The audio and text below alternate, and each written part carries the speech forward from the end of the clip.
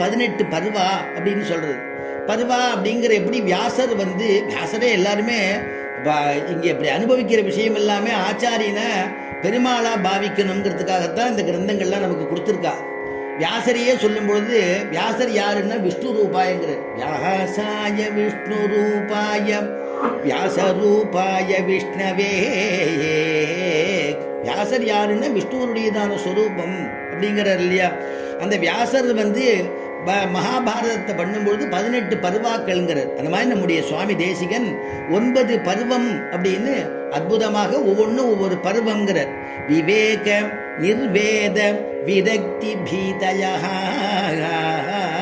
பிரசாதஹேதூர்க்ரமண அர்ச்சிராதயா பிரகிருத்யதிக்ராந்த பதாதிரோகணம் பராப்திரித்யத்ர து பர்வணாம் க்ரமஹ பராப்தித்யத்ர து பர்வணாம் க்ரமஹ. பருவம்னு குறிப்பிடுறார்.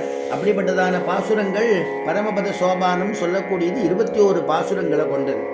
21 பாசுரங்களை நமக்கு பாசுரங்கள் மூலமா ஒவ்வொரு பருவங்களையும் நமக்கு விவரிக்கிறார் சுவாமி தேசிகன். அது நம்ம முதல்ல அனுபவிக்கக்கூடிய பருவம் விவேக பருவம் அப்படிங்கிறது தான் முதல் படின்னு சொல்றோமே, அது விவேகம். விவேகம்னா தெள்ள தெளிவான ஞானம்னு அர்த்தம். அதனால ஞானம் ஏற்படுறது அப்படின்னா ஞானம் நல்ல ஞானமா இருக்கணுமே. குழந்தை ஞானமானா இருக்கான் அப்படின்னா விபரீத ஞானம் இல்லாம இருக்கணும் இல்லையா.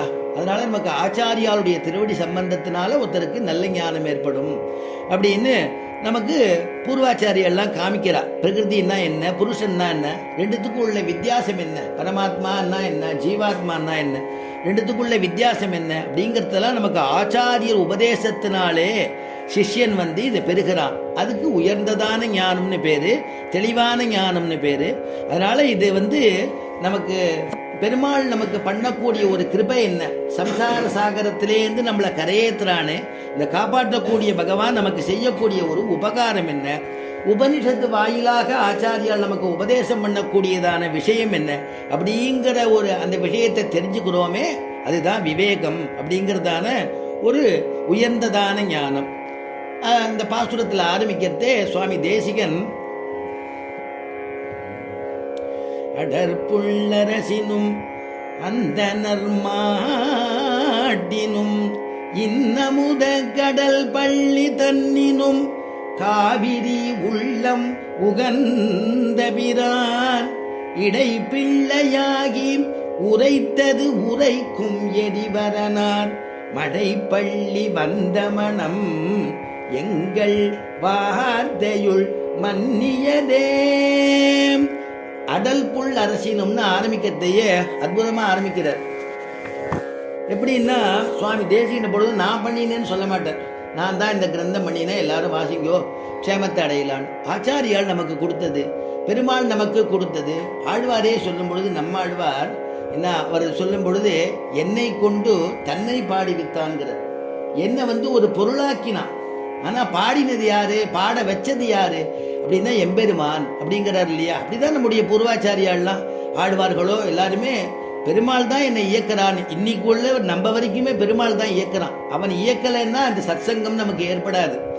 இது மாதிரி நம்ம சொல்லவும் முடியாது, கேட்கவும் முடியாது. எல்லாத்துக்கும் நமக்கு ஒரு அனுகூலமா இருக்கக்கூடிய பகவான் அந்தர்யாமியாக உள்ள நமக்கு பிரேரணை பண்ணியும் வெளியில அதுக்கு தகுந்த மாதிரி சுச்சுவேஷன் நமக்கு அமைச்சு கொடுத்தும் இப்படி பண்ணக்கூடியது பாதுகாக்கிறது பரந்தாமனான எம்பெருமான் அப்படின்னு சுவாமி தேசிகன் எப்பொழுதும் சாதிக்கும் பொழுது வெள்ளை பரிமுகர் தேசிகராய் விரகால் அடியோம் உள்ளத்து எழுதியது ஓலையில் இட்டனம் என்ன பரிமுகன் தேசிகராய் வெள்ளை பரிமுகன் வெள்ளையேன்னு இருக்கக்கூடிய குதிரை முகத்தை கொண்டதான லக்ஷ்மி ஹயக்ரீவன் அவர் தான் தேசிகராய்னா தேசிகிற சப்தத்துக்கு ஆச்சாரியன் அர்த்தம். அதனால வெள்ளை பரிமுகர் தேசிகராய் ஆச்சாரியனாக என்னுடைய உள்ளத்துல எதை எழுதியிருக்கிறாரோ அதுதான் நான் இந்த கையில வச்சுட்டு இருக்கேன், பேனா வச்சுட்டு இருக்கேன் அப்படின்னா எழுதுகோள் வச்சுட்டு இருக்கேன்னா இந்த எழுதுகோள் தான் என்னுடைய ஆச்சாரியன். மனசுல என்ன எழுதியிருக்கிறாரோ அதை நான் இதுல எழுதுறேன் அப்படின்னு தான் ஆரம்பிக்கிறேன். அதனால இதனால வரக்கூடிய இந்த நான் எழுதின கவியை முடிச்சதுக்கு அப்புறமா நீங்க சந்தோஷப்பட்டு ஏதாவது நீங்க சொன்னாலும் எனக்கு தில மாத்திர சந்தோஷம் கிடையாது. ஒரு கால் இது நான் இது இது இந்த கவிதையை தள்ளிடுறோம் சரியில்லைன்னு